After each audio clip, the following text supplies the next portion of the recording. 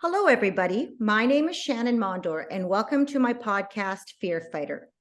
Today's episode is a continuation of my series, You Are Not the Only One. I was brought forth to do this series because during my healing from addiction to alcohol, there was so many times that the universe had brought me to silence.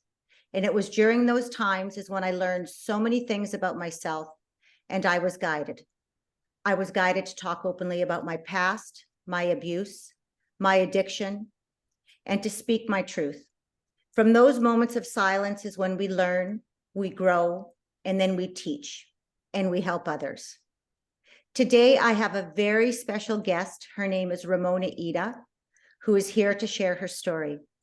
Welcome, Ramona. How are you? Good, thank you. Thanks for having me.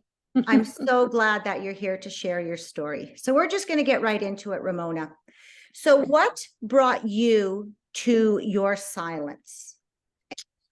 Well, so my story is about some mental health with just depression and suicidal thoughts. And so there were some different times in my life that this happened. I will say, we'll talk about this after. There's a book that has a little more detail of my story than I'll probably go into today, if anybody wants to hear mine and others as well. And what is the name of that book, Ramona? What is the name of that book, Ramona? It's called Breaking the Silence. Breaking the Silence, Our Stories of Healing and Hope. Okay. No, excellent. Thank you for sharing that. Okay. So, yeah. So, yeah. So in this, as I said, there are parts of my life that this has occurred. So, I'll share a few of them, or a little bit of that with you. So there was one when I was a teenager. I was dating this particular guy that I trusted, and he didn't take no as an answer, you can say. And yeah, and so it was a very hard thing for me to go through.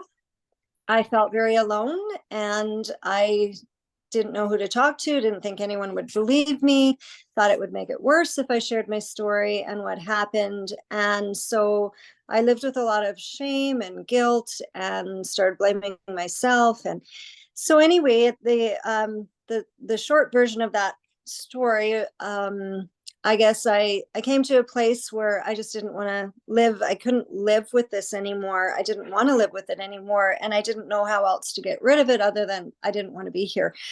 And so, yeah, I know there's probably others out there who have experienced something similar and feel alone. And so this is why I shared this in my story. And in the end of it, I wrote a note saying goodbye and put a note under my bed, and wasn't sure when I was going to use it, but was thinking about it.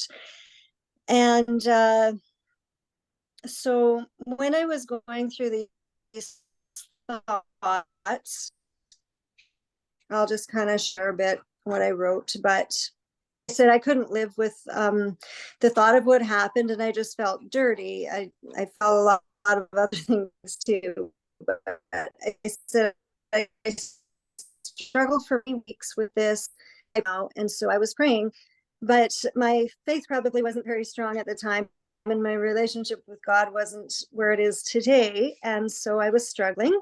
And I said, obviously, taking someone else's life was wrong, and I could never imagine doing that to someone else. And God revealed to me that my life was just as valuable as anyone else's. So I tore up the letter and I threw it away. It wasn't easy, but I decided to move on and try to forget about the whole thing. I know now that moving on and not really dealing with this kind of hurt only causes more problems over time. It gets stuffed way down inside you, but still finds its way to the surface over and over in life until you face the pain, face the shame, face the demons, and learn to forgive. So that was one of the unfortunate things that happened in my life. And then life went on.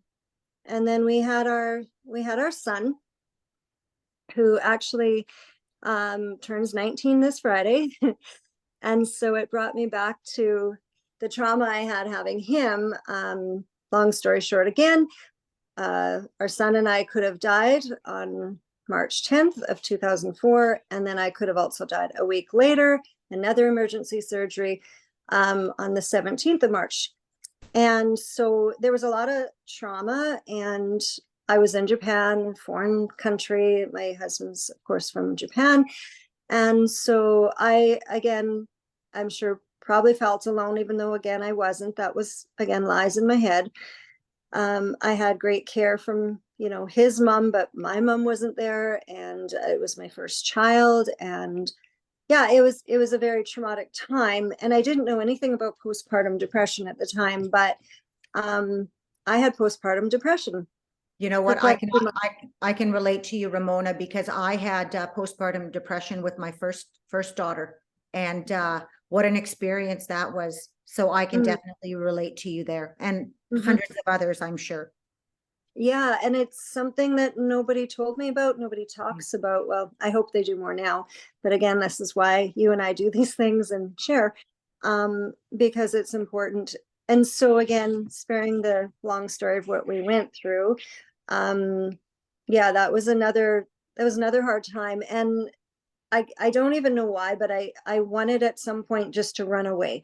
I didn't want to hurt my child, or my husband or anyone. Like I couldn't even think clearly. I just know I'd get so exhausted at some point in the day. I just wanted to put my child down. I just wanted to run. I didn't even know where I was going to go.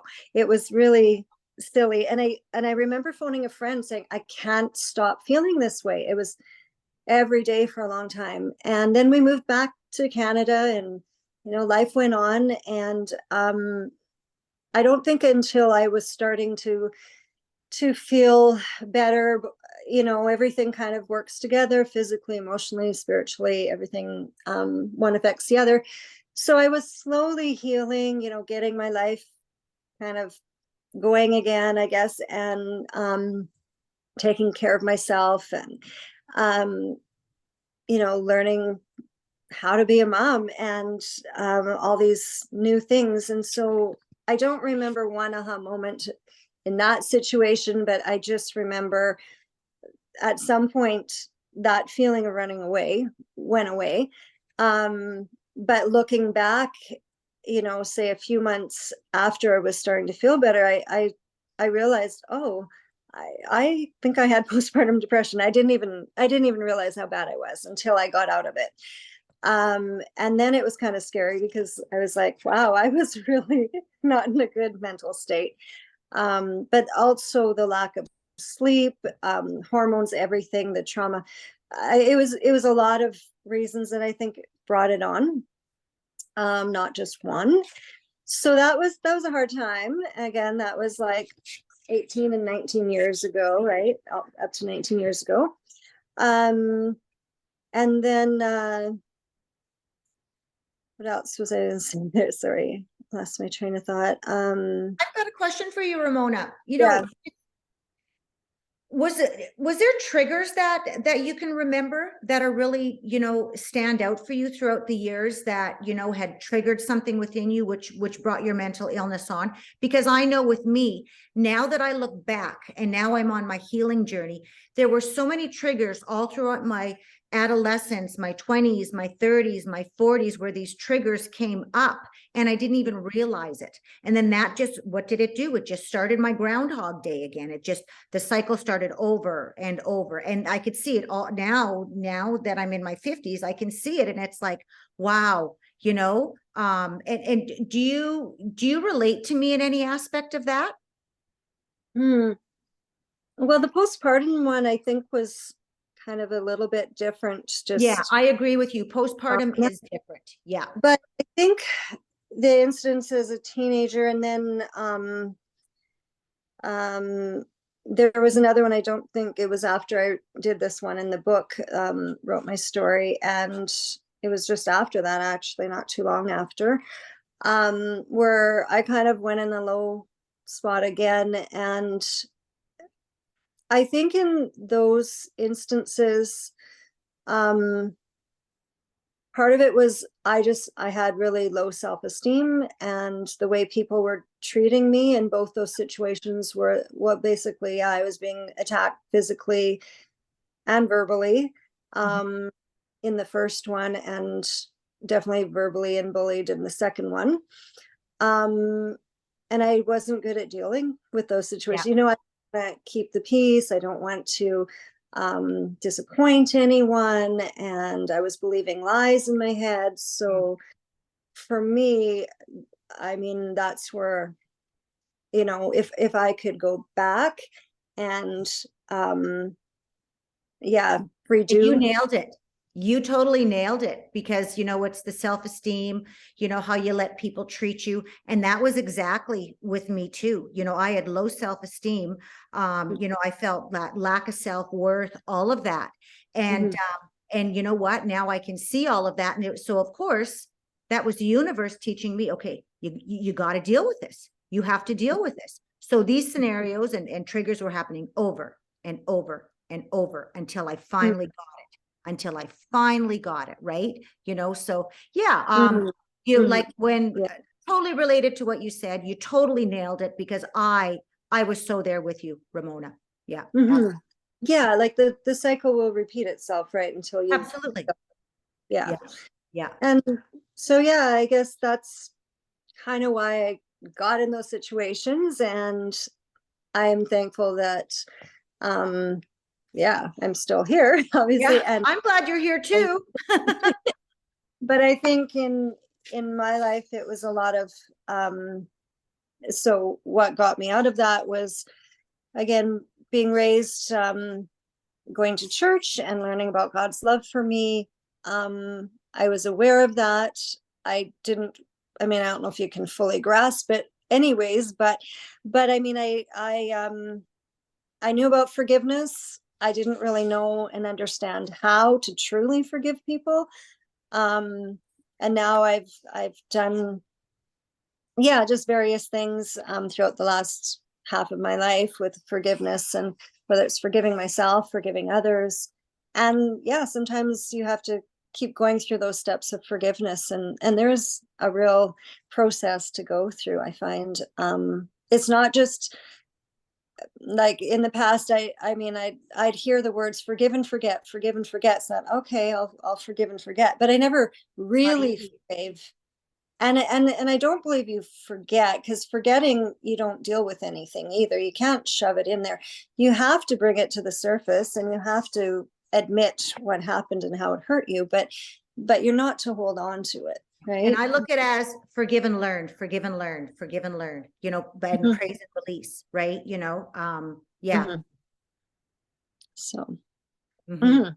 Yeah, totally get it. Totally get it. So on your journey now, what is it that you really want to let people know about mental illness? Because, I've experienced it, you've experienced it. Mhm. What can you give people advice that are really suffering right now, Mhm. that you really feel would help them?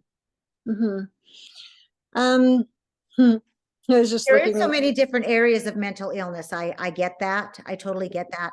Yeah. But from your aspect of all the things that you suffered, Mhm. with your particular mental illness. Mhm. Um, well, for me, always the first thing for me is prayer. And I guess what I've learned in the last years too is working on myself, knowing my true identity. And you have to know your true identity and not believe the lies from other people, from the world, from things that have happened to you. Yeah, there, we all have lies in our head that we have to deal with, and recognize that they're lies and what to do with them. So I've done, different, whether it's reading books or going with a group of people through a series of things. We just did a set free weekend at the church here that I go to in Weyburn a few weekends ago, which is another amazing experience. It really does set you free, but there's like steps. And again, it's dealing with forgiveness and many, many areas of your life that you need to recognize. And so for me, always it comes back to having faith in God and allowing Him to take you through those steps of healing. It is a process. It'll be a forever process. I don't think we're ever totally finished. No, there's always things that will keep coming up, and we'll deal with one thing and okay, good, now we got that. Okay, now it's like peeling layers off an onion, right? It's just there will be more layers and more layers, and I believe God will give us what we need in that time to go through, and however long it takes us, then it'll be the next thing next, if you're open to it. I mean, you can stuff it down if you want, but then you're not going to heal. So for me, yeah, it's the faith, it's forgiveness, learning how to do that, having accountability, I think too, is important, and having friends or family, loved ones, someone you trust, even if it's one person, to help you through it, just to be a listening ear or to pray with you or whatever it is, advice. So people are important. And then of course I understand, as you do, like there are so many parts to our health and healing. So, obviously getting sleep and having good relationships, that's all part of, and nutrition, whatever, supplements. I know that there is a big connection. I'm a big advocate of gut health, and and so I really believe in that, and the mind connection with your gut, probiotics, whatever it is. I'm not saying one of those areas solves everything. It's always a combination of body, mind, soul, spirit, healing, and whatever works for that person. It might be journaling. For me, I call it soaking in the spirit, just really spending time with God and just saying, basically, I'm here. Like, what do you want to speak to me? What do you want to, what do you have for me today, kind of thing. Allowing and receiving is absolutely so huge. Believing in yourself is huge. Mm-hmm. Look within, don't look on the outside. Right. And that's, and everything is within. And once you understand your identity, that is what brings you your connection between you and spirit. Right. And then you start to trust yourself, you start to trust your intuition. Yeah, there's so many layers, but and it's going to be a little different for everyone, but yeah, I do. The reason, like I say, we do this is because we want people to know there is hope and they're not alone, right? And to reach out to any of us, anyone, someone, just someone, right? And really all it takes is that one person that you reach out to, in those times of darkness, just to hear someone's voice, or, whatever it is, and just being open. And that's what's gonna set you free. That little bit of light, from somebody else is absolutely huge. So there's always somebody out there, even at the darkest times. You don't think there is somebody, but you have to take the first step to reach out, right? Yeah. Which is hard when you're in it. Oh yeah, it really is. But that's is. Yeah. And that's when you believe the lies, right? That nobody cares, we're all alone, and it's that cycle. But that's why we do this, so that people know that's not the truth, right? And you have to catch those lies in your head and learn to discard of them quickly, and know that that's not coming from God, who loves you, right? That's not who you are. That's not the truth. And yeah. So I guess this would bring us into the next question, which is, pretty much answered. I'm thinking, unless you want to add to it, is, so what do you want others to know? Your experiences, how is it that what advice can you give others then? Yeah, we kind of covered it. Like I say, reaching out, stopping those lies. I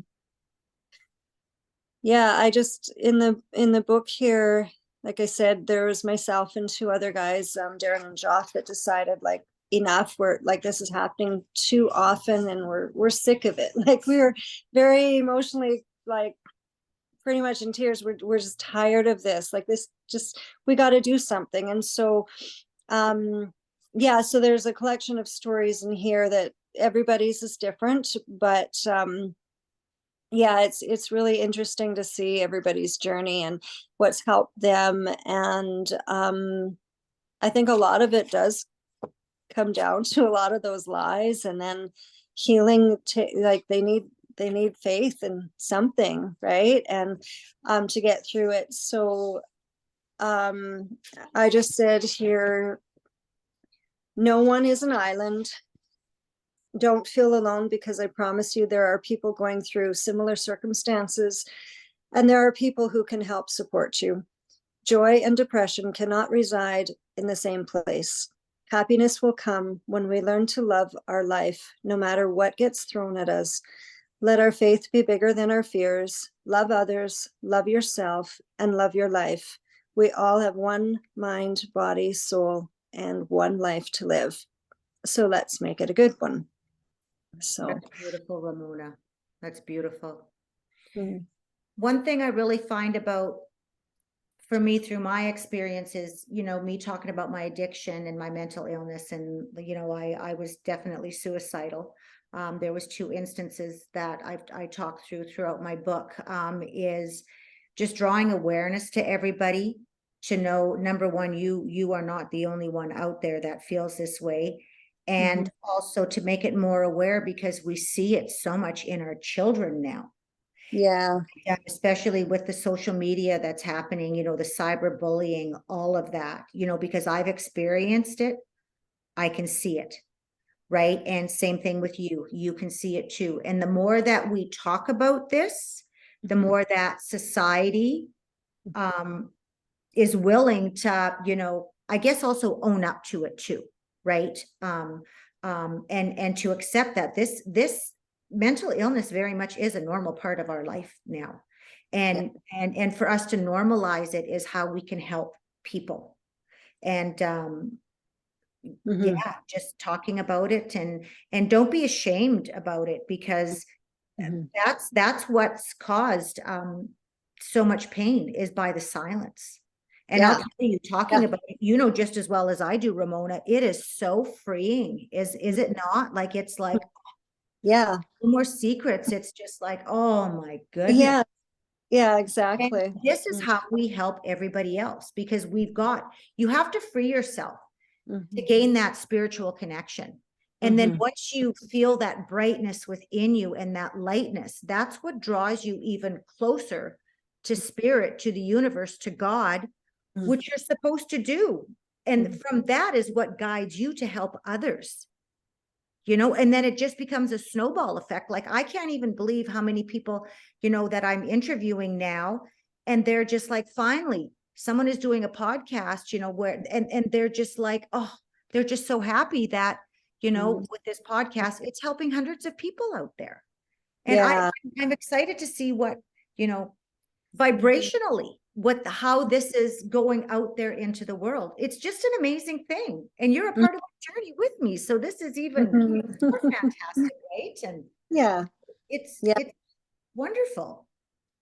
Yeah, it is. And I know, when before we even finished the book, when we were just asking people, like, hey, we're going to do this, who's willing to share their stories, we made it very clear, this is, it's not going to be easy, right? Yeah, no, it's being not easy. vulnerable, it wasn't easy for any of us. Like, we were shaking. Like, everybody said, oh, like, I feel sick. Like, when we had this, when it was printed and we were going to reveal this.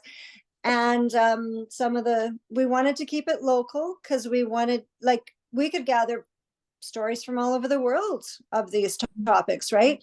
To make it meaningful, the 3 of us, Darren, Joff, and I, said it has to be local, like connections to this area. They could have moved away, but maybe they grew up here, lived here, whatever. There was some kind of connection to the Weyburn area.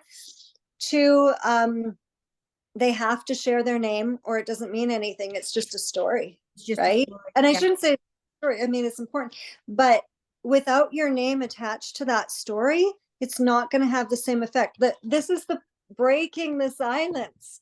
Yeah, You're not. so let's talk a little bit more in depth regarding this book. So the book is called Breaking the Silence. Our So stories our stories of healing and hope. Our stories of healing and hope. So let's go a little bit more into this book. So how many people shared their story? Can I say the names? I mean, it's no Sure. secret. Okay. Right. Absolutely. So, Amber Istis, Angela Tichkowski, Angie Newberger, Carol Boris, Chris Bourgeois, Darren Newberger, of course, Donna Mellon, Aaron Francais, Joff Brown, yes, because he and Darren and I were the three, and then Greg Brown, Harmony Melnichuk, Janice Seats, Jeff Barsh, Jeff Heisler, Kathy Gagne, Keely Cheyenne, Michaela Los, Pamela Guest, Paul Hebner, myself, Sandy Johnson, Sarah Littlechief, Tanis Francis, Vanessa Vogel, and Wendy Kimber. So there's 24. I think I counted correctly, 24. Okay. You know, so that's 24 strong souls. And I don't know all of them, but I know a good 5, 6 in there. And I know that their lives have definitely changed from sharing their story. There's growth there for sure. They've set themselves free, right?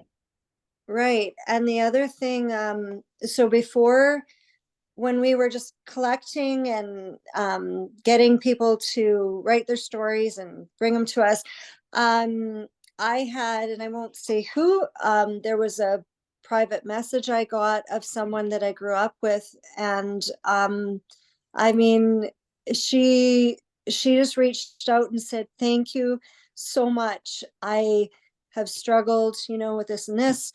Nobody knows. She wasn't willing to share her story at that time. Maybe she will now, but she was so happy just knowing we were doing this and we were just beginning the first stages. That actually makes me cry because she is suffering in silence. That's the whole point of this. And she's like, I don't feel alone. Right. And just, I might be the only one in the world that she's told. I don't know to this day. But I thought, wow, just that was worth it. Just one person, all three of us said, if we can help one person, if you could save one person's life, it's worth it. Right? This isn't about us, just like you said, right? And it says depression, anxiety, PTSD, suicide, schizophrenia, addictions, whatever, the list goes on. And then it says, these are the short stories that break the stigma about mental health issues. Should be mental health and addictions told by the people that have struggled in silence. So that is simply the point, right? And that's the thing, like a lot of people, when I wrote my book, they're like, why? What would ever possess you to write a book so raw like that? And it was just, I had this calling, but it got to a point, it wasn't about me anymore. It was about me. I knew within my soul, with my whole being, that by me sharing my story, being totally raw, that I was going to help people out there. And look at how I'm helping people out there now, through my podcast, through my book, through my daily quotes, like, through my life coaching. Now I'm designing my own life coaching course, there's so many opportunities out there for me. And you know what? We're helping people. And that's what this is all about. Right. So on a final note here, Ramona, is there any final words that you would like to share? Like where can people buy this book? Where are you in life right now too? Like, where are you? Like, final last words. So, I mean, right now I'm in Weyburn here still. And so my husband and I, we have our home business. He does acupuncture, I do massage. I teach some classes of wellness. I actually teach infant massage, which also kind of stems from this passion I have because of my instance as a teenager of bringing positive touch into this world, right?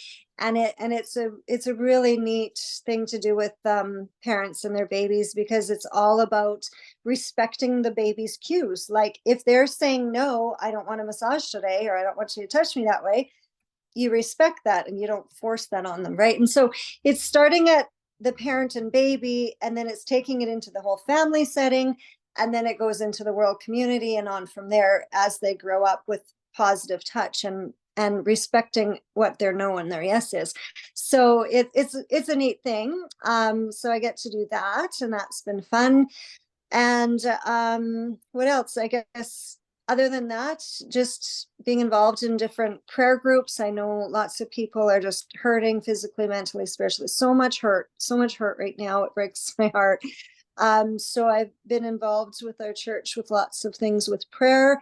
And we did, like I said, a set free weekend. So we're going to, I hope, continue doing those. It's anybody who, wants to break free of all this stuff that they're carrying. And it's about forgiveness, right, for themselves and for others. Going through that. So that I plan on being a part of forever and continuing. Yes. And yeah, just, being a wife, being a mom, working with some sports teams here in the community and things like that. And the book, I believe they still can get online and also at the jewelry store in town here.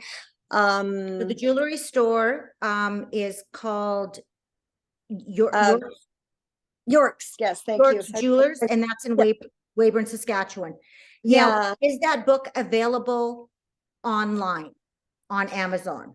It should be, yes. It should be. All proceeds, we don't benefit financially from this. Darren and Joff and I made that very clear too, that we want to make a difference, right? And so this was all volunteer, everybody that shared their stories, and Joff and Darren and I as well.